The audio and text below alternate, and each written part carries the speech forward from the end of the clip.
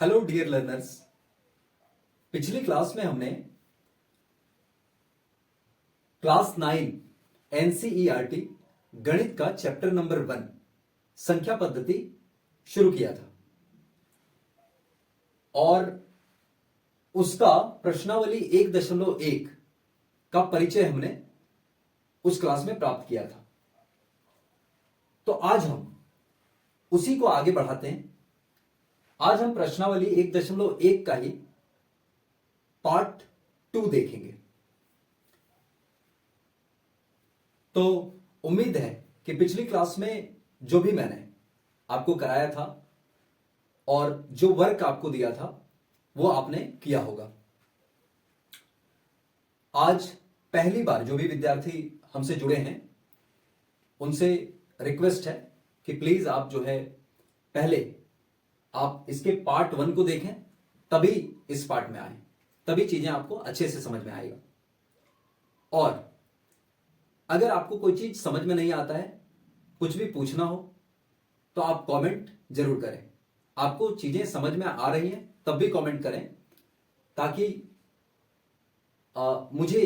मैं प्रेरित हूं उससे और आगे और भी अच्छी वीडियोस लाने का प्रयास करूंगा। खैर,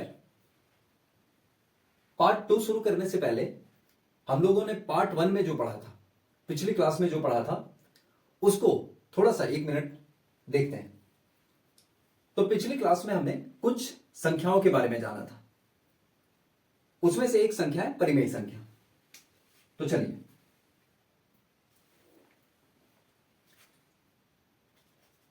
परिमेय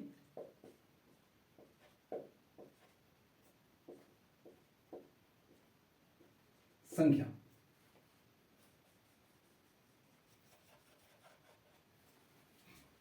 अब परिमेय संख्या में मैंने बताया था कि इसमें हमको उंगली पे गिन के 3 चीजें याद रखना है इसकी परिभाषा में।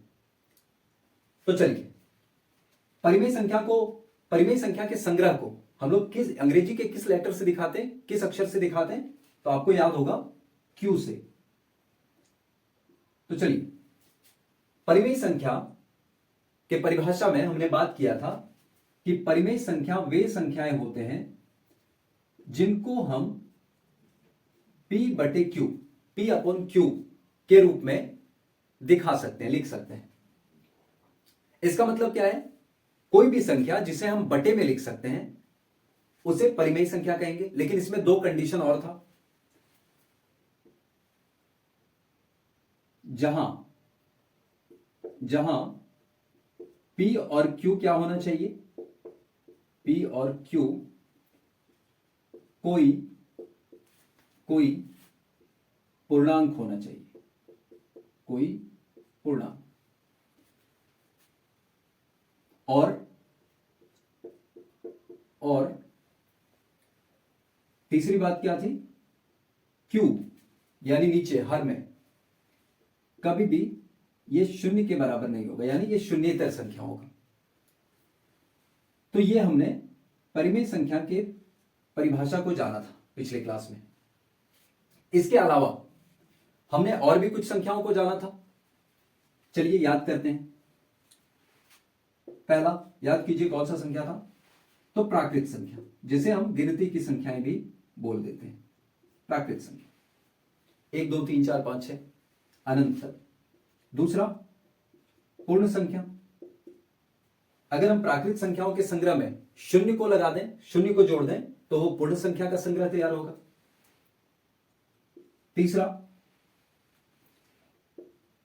पूर्णांक के बारे में जाना था। पूर्णांक में ऋणात्मक संख्याएं भी आ जाते हैं। चौथा हमने भिन्नात्मक संख्या के बारे में भी पढ़ा था। और भिन्नात्मक संख्याओं को उसके दशमलव प्रसार के आधार पर हमने 2 भागों में बांटा था, शांत और अशांत आवर्ती। अब शांत का अगर हम विच्छेद करें, संधि विच्छेद, तो ये होता है सजोड़ंत, 2 शब्दों से मिलकर बना है शांत। इसका मतलब होता है जिसका अंत हो, तो इसमें हमने देखा था इसका दशमलव प्रसार दशमलव के बाद खत्म हो जाता था, यानी वो उसके शेषफल में शून्य आ जाता था। और अशांत आवृत्ति में हमने देखा था कि इसका दशमलव प्रसार अशांत होता था और ये कोई अंक रिपीट करता था, तो इसलिए इसे हम अशांत आवृत्ति बोल देते थे। और हमने आखिरी में जाना था कि ये जितनी संख्याएं हैं, ये सभी संख्याएं परिमेय संख्याओं की परिभाषा में फिट बैठते हैं। तो इसीलिए परिमेय संख्याओं के संग्रह में ये सभी संख्याएं भी आते हैं। तो अब जरा आपसे कुछ सवाल है, एक दो छोटे छोटे सवाल हैं बच्चों वाले। बताइए, प्राकृत संख्या का परिवार बड़ा होगा या पूर्ण संख्या का? तो सबों को पता है पूर्ण संख्या का जो परिवार है, यानी पूर्ण संख्याओं में जो पूर्ण संख्याओं का संग्रह है वो प्राकृत संख्या से बड़ा है। पूर्ण संख्याओं के संग्रह से पूर्णांक का संग्रह बड़ा है, और फिर भिन्नात्मक संख्याओं का संग्रह है, और इन सभी के संग्रह से बड़ा है परिमेय संख्याओं का परिवार, परिमेय संख्याओं का संग्रह। तो परिमेय संख्या के अंतर्गत ये सभी नंबर, सभी संख्याएं आ जाते हैं। ये हमने पिछली क्लास में जाना था। तो चलिए आज हम लोग इसी का अगला भाग देखते हैं। इस भाग में हम लोग सीखेंगे परिमेय संख्याओं का संख्या रेखा पर निरूपण। इंग्लिश में इसे कहेंगे representation of rational numbers on the number line. इसका मतलब क्या है? तो इसका सीधा सा अर्थ है, जो भी हमने पिछली क्लास में परिमेय संख्याओं को पढ़ा उनको हम आज संख्या रेखा पर दिखाना सीखेंगे, उनको हम संख्या रेखा पर निरूपित करेंगे। तो चलिए, इससे पहले कि हम संख्या रेखा पर परिमेय संख्याओं का निरूपण सीखें, उससे पहले थोड़ी सी जानकारी संख्या रेखा के बारे में प्राप्त कर लेते हैं। संख्या रेखा क्या है? तो आप सबने संख्या रेखा को कभी ना कभी देखा ही होगा। संख्या रेखा क्या है? तो संख्या रेखा एक सरल रेखा है, एक सरल रेखा। तो हम बोल सकते हैं वैसी सरल रेखा, सरल रेखा यानी सीधी रेखा। अच्छा, रेखा किसे बोलते हैं? तो रेखा में देखिए ये दोनों ओर तीर लगा होता है, एरो होता है। अब ये एरो का साइन क्या बताता है? ये एरो का साइन बताता है कि ये इनका ना इधर अंत है और ना ही इधर अंत है, यानी इधर भी ये अनंत है और इधर भी ये अनंत है, इनका कोई अंत नहीं है। तो हमने बात किया था, हम बात कर रहे थे कि संख्या रेखा एक सरल रेखा है जिसमें हम लोग सभी संख्याओं को दिखाते हैं। तो इसमें हमने शून्य को लिखा है, तो जनरली इसमें हम लोग पूर्णांकों को दिखाते हैं, इसमें हमको पूर्णांक दिखते हैं। जैसे शून्य है, अब शून्य के बाद हमने एक निश्चित दूरी पे, एक बराबर दूरी पे दूसरा पूर्णांक रखा, एक है ना, दो, वैसे ही तीन, चार। अच्छा, शून्य और एक के बीच जितनी दूरी है उतनी ही दूरी एक और दो के बीच, उतनी ही दूरी दो और तीन के बीच है, यानी सभी दूरी बराबर होना चाहिए। अब देखिए, शून्य के दाईं ओर धनात्मक पूर्णांक रहते हैं और शून्य के बाईं ओर ऋणात्मक पूर्णांकों को रखा जाता है। अब क्या इन संख्या रेखा पे केवल पूर्णांक ही है? नहीं, इन संख्या रेखा पे जितने परिमेय संख्या हैं वो भी हैं। तो हमको आज उन्हीं को दिखाना है। अगर बात करें कि हमें किसी पूर्णांक को दिखाना हो, जैसे हम कहें कि तीन कहां पे है, आप बताइए तीन, तो आप क्या कहेंगे? शून्य यहां है, तो शून्य से 3 इकाई की दूरी पे, 1 2 3, 3 इकाई की दूरी पे तीन संख्या है। मैं आपको पूछूं कि बताइए -2 कहां है, तो आप कहेंगे शून्य से बाईं ओर जाने पे ऋणात्मक संख्या मिलते हैं। तो बाईं ओर अगर हम 2 इकाई दूरी पे गए शून्य से बाईं ओर, तो हमें -2 मिल जाएगा। तो किसी भी संख्या को हम किस नंबर को रेफरेंस मान के दिखा रहे हैं, आप जरा बताइए। तो आप कहेंगे कि शून्य को, यानी 3 क्या है? शून्य से 3 इकाई की दूरी पे है, 5 क्या है? शून्य से 5 इकाई की दूरी पे है। -4 कहां है? तो शून्य से बाईं ओर 4 इकाई की दूरी पे है। तो कोई भी संख्या को हम जो दिखाते हैं वो शून्य के ही रेफरेंस में दिखाते हैं। तो इसीलिए शून्य को ध्यान रखिएगा हम मूल बिंदु कह सकते हैं।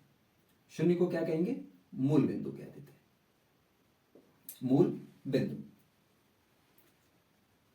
अब एक सवाल है आपसे, संख्या रेखा को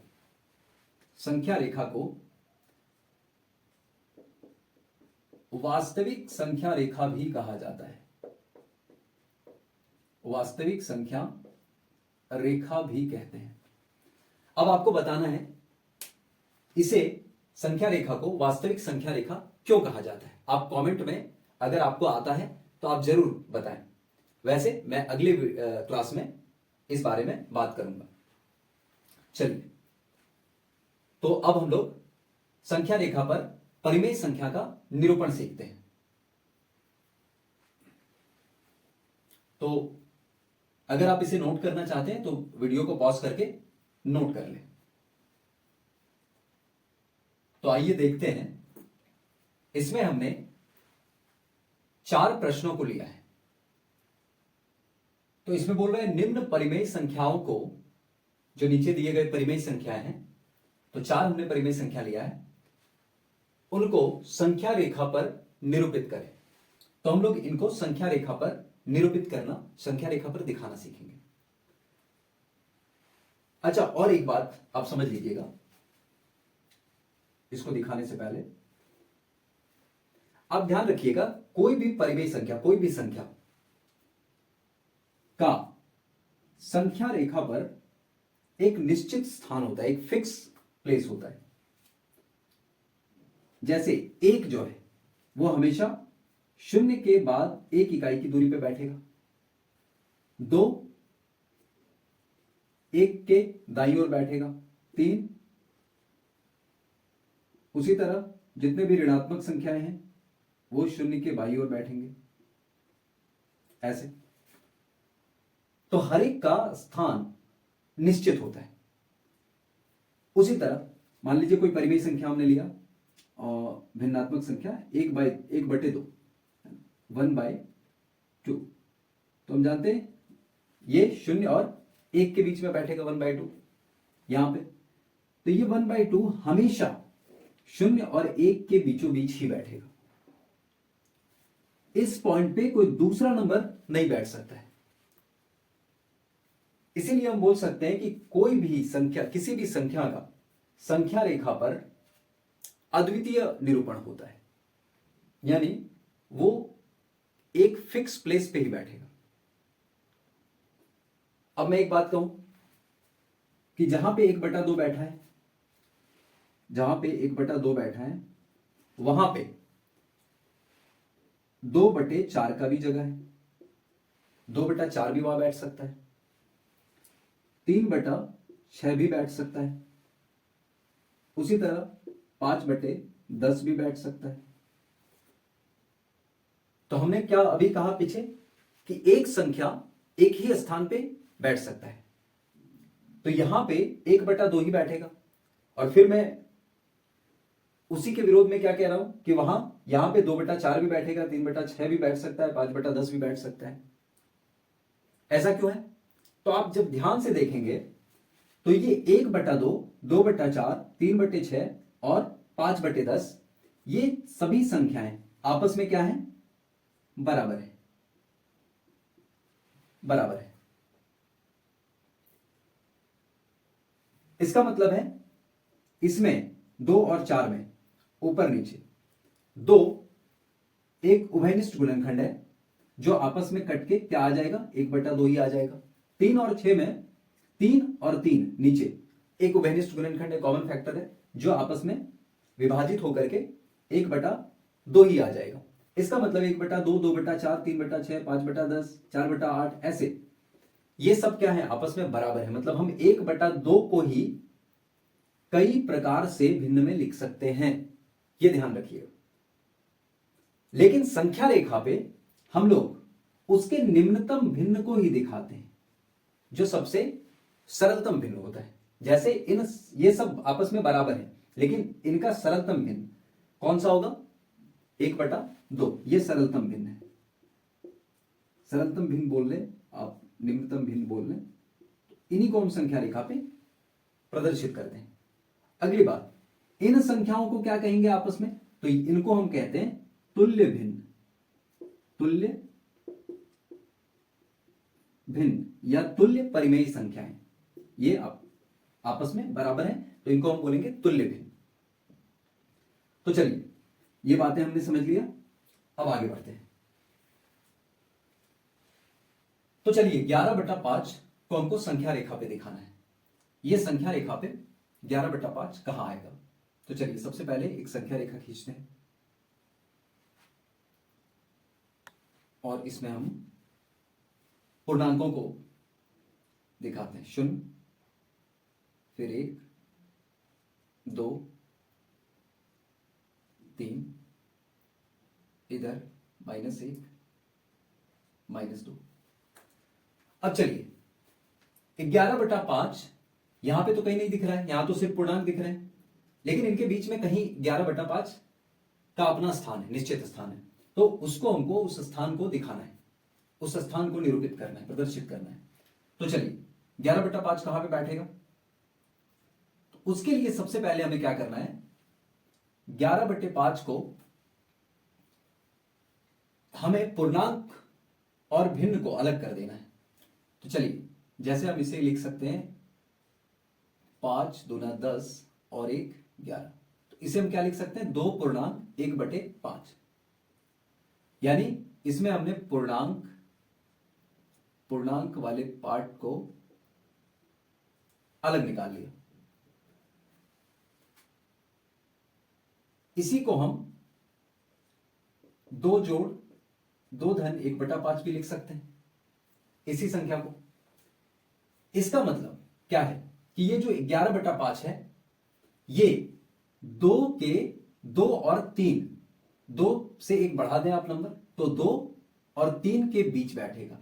अब कहां पे बैठेगा एग्जैक्ट, इसको देखते हैं। तो 2 पे हम यहां पे देखें। अब इसको क्या कीजिए, नीचे क्या है यहां पे 5, तो इसको हमें यहां से 2 और 3 के बीच ये जो रेखाखंड है, इस रेखाखंड को हमको 5 बराबर भागों में बांटना है। तो 5 भागों में बांटने के लिए इसमें कितना लाइन देंगे बीच में? 1 2 3 4। अब देख सकते हैं बीच में मैंने 4 जगह इसको तोड़ दिया, तो ये लाइन 1 2 3 4 5 5 खंडों में विभाजित हो गया। तो इसमें से कितना खंड? 1, पहला खंड। तो 2 के बाद जो पहला खंड है ये वाला, यही हमारा स्थान होगा किसका? 11/5 का। तो ऐसे हम संख्या रेखा पे परिमेय संख्याओं को निरूपित करते हैं, दिखाते हैं। तो चलिए आप पहले वीडियो को पॉज करके 8/3 को पहले खुद से कीजिए, फिर मैं आगे बताता हूं। तो चलिए अब इस संख्या को देखते हैं 8/3। तो सबसे पहले हमने इसके इंटीग्रल पार्ट को यानी पूर्णांक को अलग कर लेते हैं, है ना। जैसे 3 दूना 6 और 3 2 6 और 2, इसी को हम लिख सकते हैं 2 धन 2/3। अब इससे हमें इसके इंटीग्रल पार्ट से क्या पता चला, इसके पूर्णांक से, कि ये 2 और 3 के बीच ये भी संख्या आएगा। अब एग्जैक्ट कहां आएगा तो देखते हैं।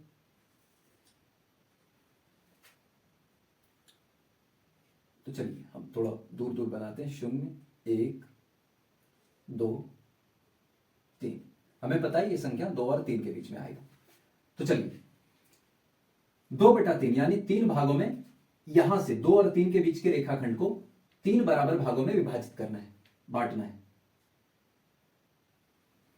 तो देखिए 1 2 3, 3 भागों में मैंने बांट दिया। अब इसका दूसरा भाग लेना है, यानी यहां से यहां, ये दूसरा 1 2।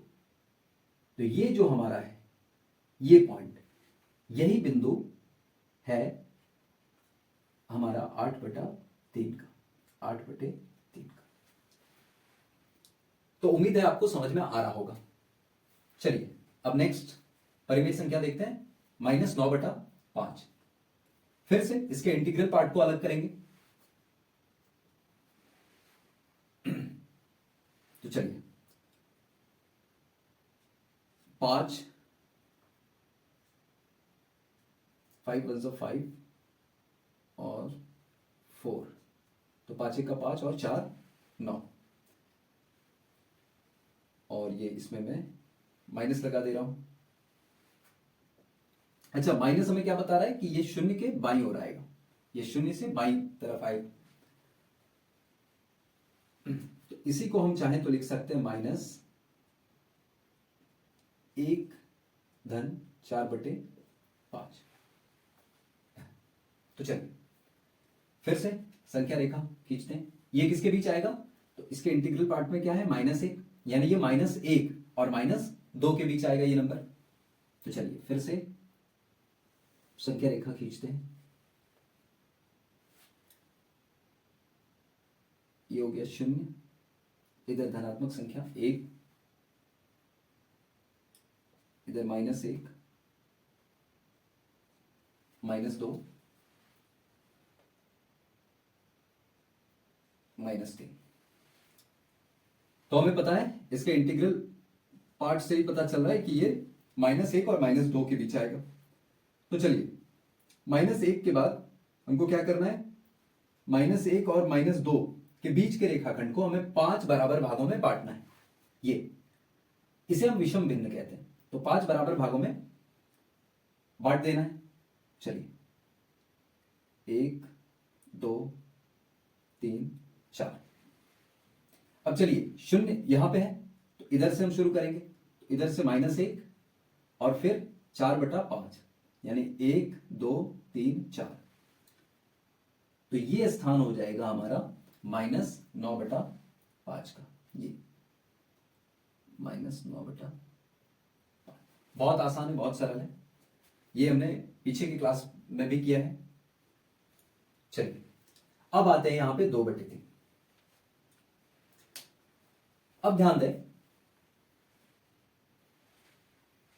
इन संख्याओं में और इसमें क्या अंतर है। तो आप देख सकते हैं इस भिन्न में ऊपर यानी अंश बड़ा है हर से, तो ऐसे भिन्न को हम विषम भिन्न कहते हैं। ऐसे भिन्न को हम क्या कहते हैं, विषम भिन्न। इस संख्या को देखिए, इसमें भी अंश बड़ा है, हर छोटा है, इसे भी हम विषम भिन्न कहेंगे। तो विषम भिन्न के इंटीग्रल पार्ट को हम अलग करके और पूर्णांक को अलग कर देते हैं और सम भिन्न को अलग कर देते हैं। ये भी देखिए विषम भिन्न है।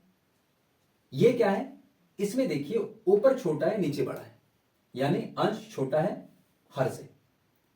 तो ऐसे भिन्न को हम सम भिन्न कहते हैं, सम भिन्न। और सम भिन्न हमेशा 0 और 1 के बीच आते हैं। आप ध्यान रखिएगा। क्यों, आप यदि इंटीग्रल पार्ट को भी अलग करेंगे, पूर्णांक में इसको तोड़ेंगे, तो क्या आएगा, 3 का टेबल एक बार तो नहीं पढ़ सकते हैं, तो आप 0 से लगाएंगे। 3 0 0 और फिर 2, तो इसको हम बोलेंगे 0.2/3। इसी को हम क्या लिख सकते हैं, 0 जोड़ 2/3। अब देखिए इसके अगर आप पूर्णांक में भी तोड़ें तो यहां पे 0 आ रहा है, तो 0 से 1 बढ़ा के, जैसे 2 यहां पूर्णांक था तो 2 और 3 के बीच आ रहा था ये नंबर। यहां पे पूर्णांक 2 था तो 2 और 3 के बीच आ रहा था। यहां पे पूर्णांक -1 है तो -1 और -2 के बीच आया। उसी तरह यहां 0 है तो ये नंबर 0 और 1 के बीच आएगा। तो चलिए फिर से एक नंबर लाइन खींचते हैं।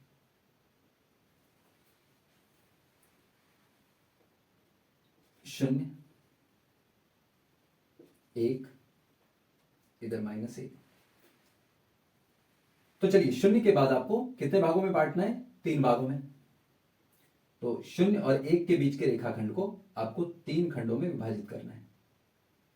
तो 1 2 1 2 3, ये रेखा 3 खंडों में विभाजित हो गया।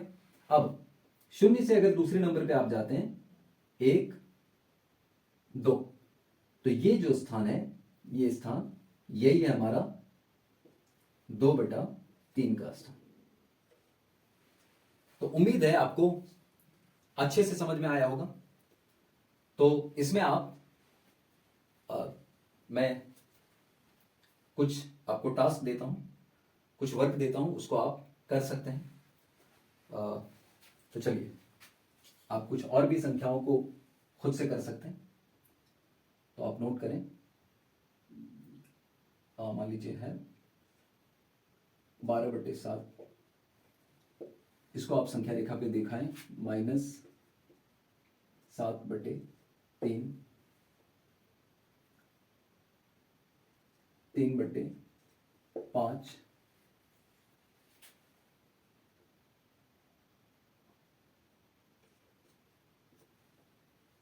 9/4, और आप खुद से भी दिखा सकते हैं। तो आज इतना ही रहने देते हैं। आप इसे वीडियो को पॉज करके प्रॉपर नोट डाउन कर लें। धन्यवाद।